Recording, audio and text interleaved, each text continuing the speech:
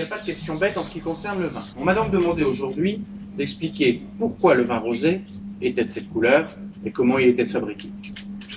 Alors, en France, le vin rosé ne peut pas être l'assemblage d'un vin blanc et d'un vin rouge, contrairement à une croyance répandue. La Commission européenne a même par un temps essayé d'autoriser la production de vin rosé en assemblant le vin rouge et le vin blanc, mais n'a pas réussi. La seule exception qui permet d'assembler du vin blanc et du vin rouge pour faire du vin rosé est en Champagne, où il y a d'un côté des champagnes rosés dits de saignée et d'un autre côté des champagnes rosés dits d'assemblage.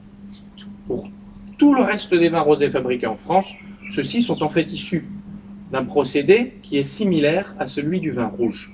Il s'agit d'une macération qui peut être extrêmement courte ou un peu plus longue, suivie d'une fermentation.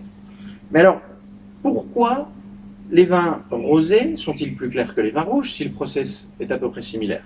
Eh bien, parce qu'un vin rouge va subir une macération qui va durer 1 semaine, 2 semaines, 3 semaines environ.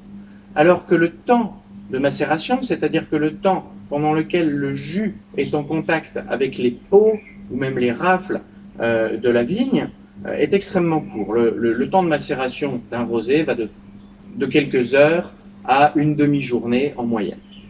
Ce qui explique sa couleur beaucoup plus légère, mais ce qui n'explique pas pourquoi il existe des rosés extrêmement clairs et des rosés plus foncés. Cela vient du fait qu'il existe en fait 2 procédés pour faire du vin rosé. Le premier, c'est le rosé de pressage. Donc le raisin noir est pressé immédiatement de son jus blanc que l'on fait ensuite fermenter sur le style de la fermentation d'un vin blanc, c'est-à-dire une fermentation à basse température. Ce qui donne ensuite des vins rosés à la couleur plutôt claire, en général assez légers, assez faciles, assez fruités, disons fins. D'un autre côté, un second procédé existe et il s'agit du rosé dit de saignée.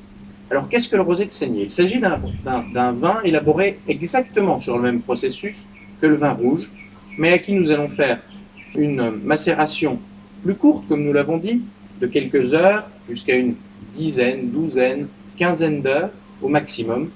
Et l'on va, dans cette cuve remplie, tirer au bout de ce temps une partie du jus. Et ce tirage, c'est ce que l'on appelle la saignée. C'est ainsi qu'on obtient du rosé de saignée. Donc ce vin va être mis à part dans une cuve pour ensuite vivre sa fermentation et devenir du vin rosé, pendant que le reste de la cuve, lui, deviendra du vin rouge. Quand vous buvez du vin rosé de saignée, vous buvez ainsi un vin rouge dont on a arrêté le processus de macération en avance.